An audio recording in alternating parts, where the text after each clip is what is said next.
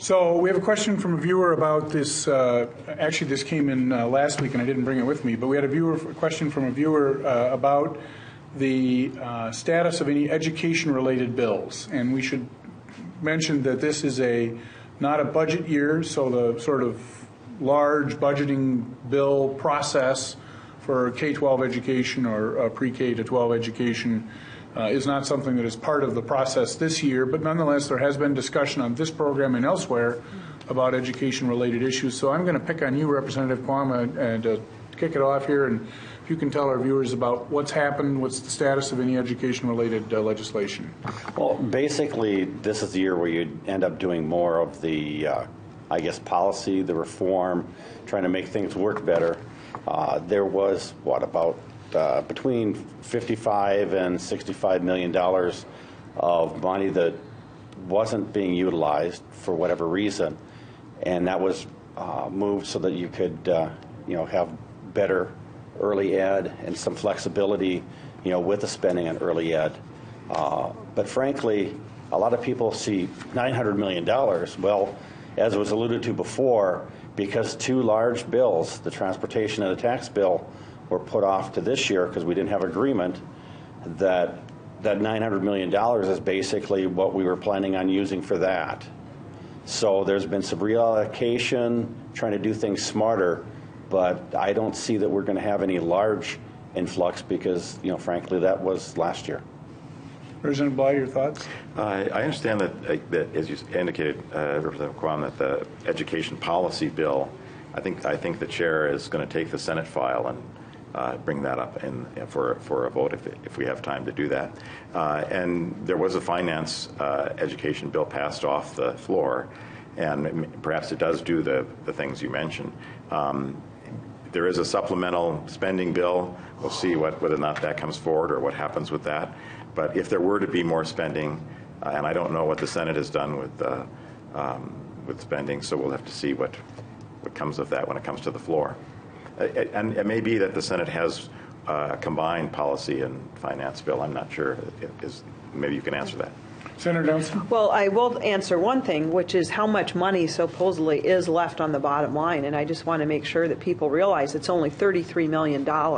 So when you take what is now an $889 million surplus because of declining revenues to the state and subtract the $856 that was set aside for transportation and tax relief last year, you're looking at a $33 million surplus. So I think it's always important to set realistic expectations. And I fear that when Minnesotans heard there was a $900 million surplus, people thought, well, send it back to us. Or we have a viewer right here who says, why don't we just send the money back to the viewers? So there's not much to send back, unfortunately. Senator Egan? Yeah. And I would say that there's different ways of sending money back. For instance, those that have experienced significant cuts over those years of deficits. I think of many areas of the budget that have experienced significant cuts that haven't gotten back to the level of funding that they once had in previous years for whatever local government aid or higher education. Which take the 5% campaign that I think you've championed exactly. As well. Exactly. The workers in nursing homes and in. Do you want to talk a little bit about that 5% piece? Sure. We were proposing a 5% increase for home and community-based services, and that's providing services for those who need long-term care. And they're either in their homes or not in an institutional setting. In group homes, it could be assisted living, it could be in their private homes. And they have not seen, while during those years of deficits there were significant cuts and lack of funding increases, so they weren't keeping up with inflation.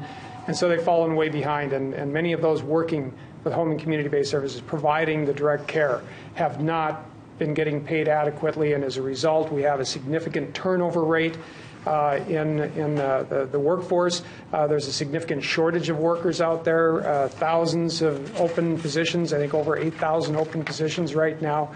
But the pay has been so low that, and those providing this critical care for our most vulnerable citizens, they should not be getting paid the same as people, for instance, working at McDonald's or something. I mean, they're providing very, very important work and services for our most vulnerable. So we've been working to try to increase the pay for those individuals to try to stop the hemorrhaging or the loss of the workforce that we've been experiencing there, to stabilize the industry. Stability is so important to these vulnerable citizens who need that care. The turnover is very, very difficult for people who need that type of care. So that's one of the areas that I think was hit, and that's one area where we can give back. We can give back to those who have been hit so hard by the cuts and by the lack of funding in previous years. And I would say that education is an area that is obviously the biggest thing that we do in the state. 40% of our general fund budget goes to K-12 education, another 10% to higher education. So half of everything that we fund out of the general fund is for education. And we did put some more funding into education as well in the Senate bill, in the Senate Education Finance bill.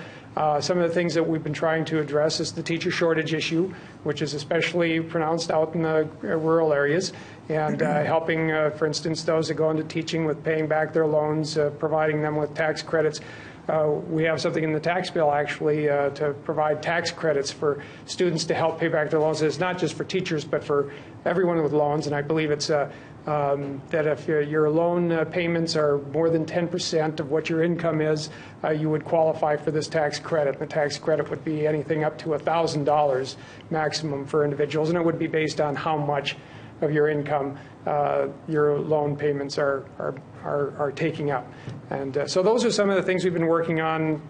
Also, I think trying to raise the cap on the quality component, the QComp, for our schools, so more schools will qualify. We found that the QComp, it's really been the larger schools that have lots of staff that know how to deal with all the application process. We need to have that opened up to more schools, including those in some of the more remote, more sparsely populated rural areas of our state.